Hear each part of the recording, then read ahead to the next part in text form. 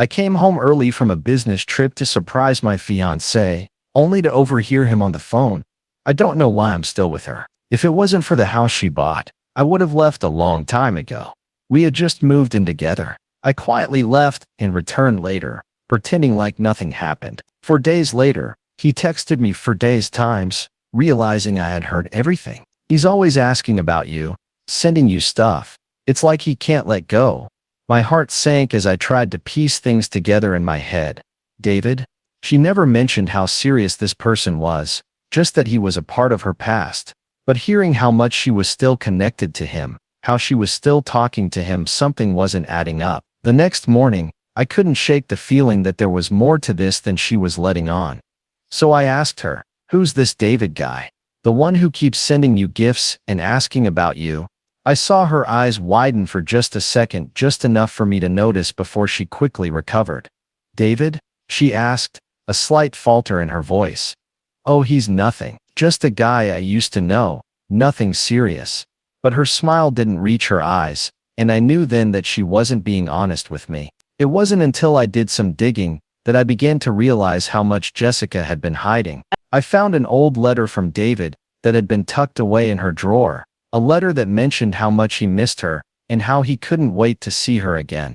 It was clear from the way it was written that their relationship had been more than just a fling. The pieces started to fall into place. Jessica wasn't just hiding her past from me, she was hiding the fact that she still had feelings for this man. And the worst part, she had been lying to me about it all along. I couldn't shake the realization that the person I thought I knew so well was nothing like I imagined. She had been keeping secrets, using her past to manipulate the present, and I had been too blind to see it, until now. It hurt, more than I could have imagined. The betrayal wasn't just emotional, it was calculated. The person I trusted, the person I loved, was someone else, entirely. It all started with little things I couldn't ignore. Jessica's tone had changed, but I told myself it was just work stress. She was busy, we didn't have as much time together, and I kept trying to make things feel normal, even when I could sense her pulling away. It wasn't until I noticed the first odd thing that I started to question my assumptions. One evening, I went to grab a drink from the fridge, and as I walked by, I saw Jessica's phone on the coffee table. It buzzed with a new message. My heart skipped as I saw the name. David. I had never heard her mention anyone named David since we started dating, so I tried to brush it off. Maybe it was a coincidence. But then, the next few days, I saw more and more of his name pop up in conversations. When I asked her about him, Jessica would dodge the question, dismissing him as someone from the past. But then, one evening, I overheard a conversation at the restaurant. Jessica was sitting with a few of her coworkers, laughing, and they mentioned something about David's weekend plans in passing. I froze when I heard it, David again. I leaned against the kitchen counter, pretending to clean, but I couldn't get the name out of my head.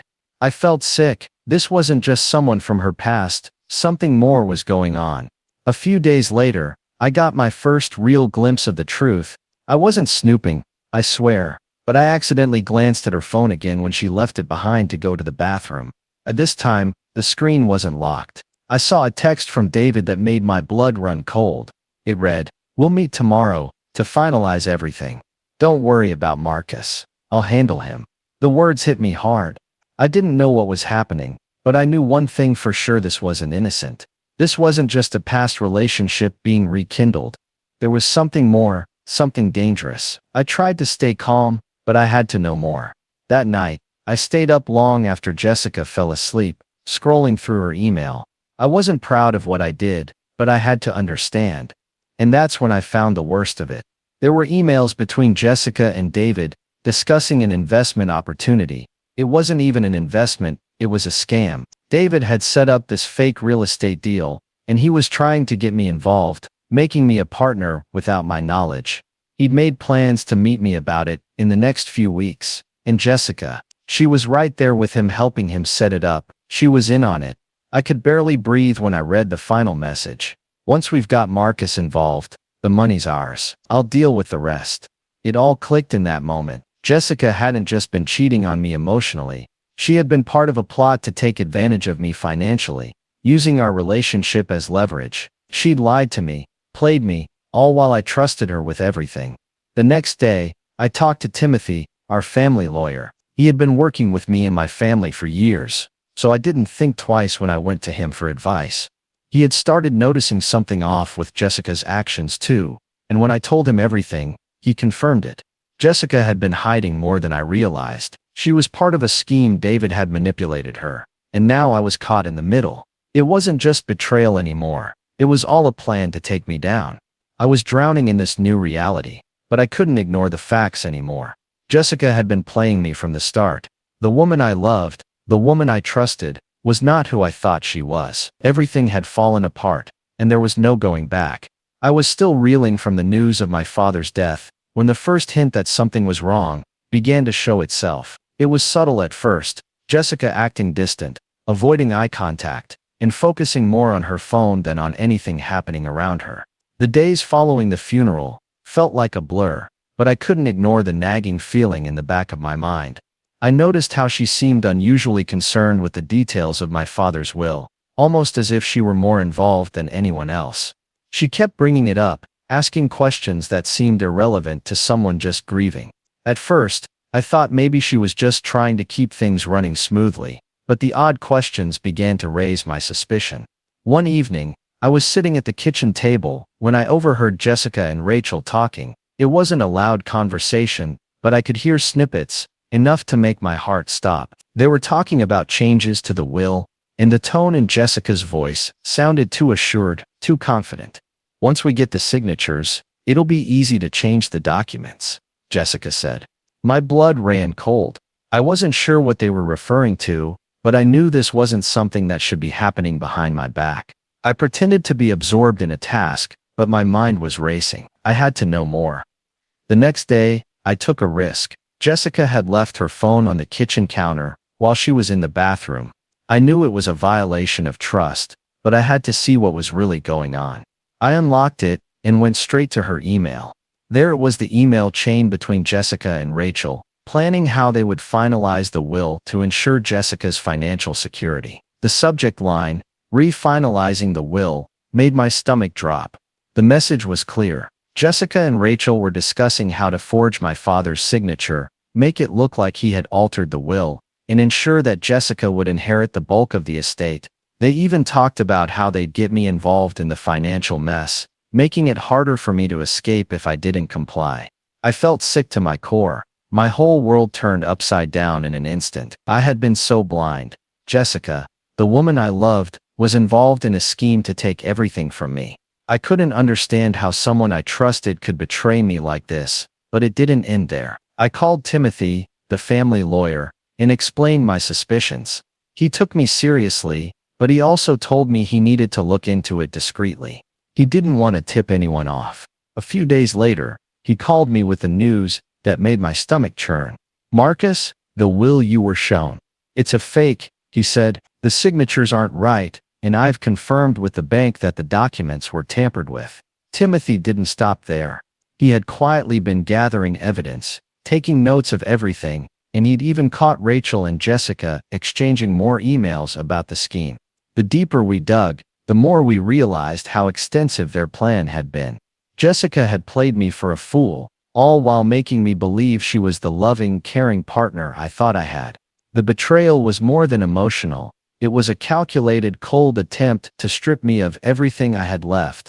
I felt like I didn't even know who she was anymore. And now, with Timothy's help, I had the proof to bring everything to light. The more I uncovered about Jessica's involvement in this betrayal, the clearer it became that I wasn't just dealing with a woman who had fallen out of love.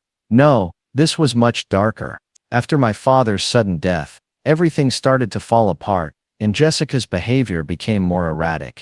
At first, I thought she was just grieving in her own way, but there were these small, unsettling things that didn't make sense. She would avoid talking about the inheritance, always changing the subject when I brought it up, even though we had discussed it in detail before. I began to notice she was spending more time with Rachel, her friend who had always seemed harmless enough, but now I was beginning to see a different side of her. Then one day, I walked into the living room to find Jessica and Rachel whispering in hushed tones. The moment they saw me, they fell silent, and it sent a chill down my spine. They were hiding something, and I couldn't shake the feeling that I was the target of whatever it was. A few weeks later, the truth came crashing down. Timothy, the family lawyer who had worked with my father for years, called me in to go over some of the documents related to my father's will. "Marcus, we have a serious problem," he said, his voice steady but with an unmistakable edge of concern. "The will you were shown isn't the one your father had planned. Someone altered it, and not in a way that benefits you." My stomach dropped. At first, I couldn't believe it. I had trusted Jessica, and the thought that she had been behind this was unfathomable.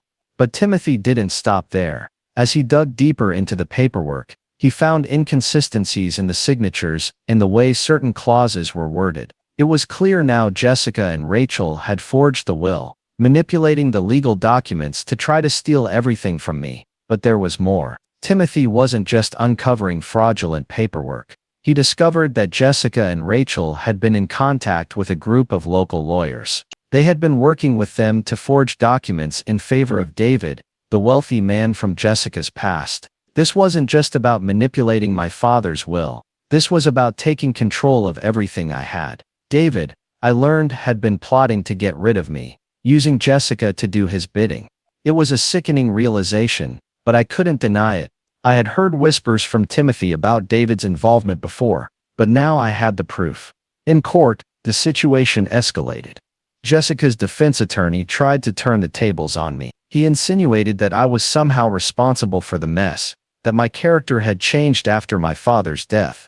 He painted me as unstable, unreliable. But Timothy wasn't going to let that narrative stick. "Marcus's change in behavior is a result of betrayal, not guilt," he argued, pointing to the clear evidence of Jessica's manipulation. The tension in the courtroom was suffocating.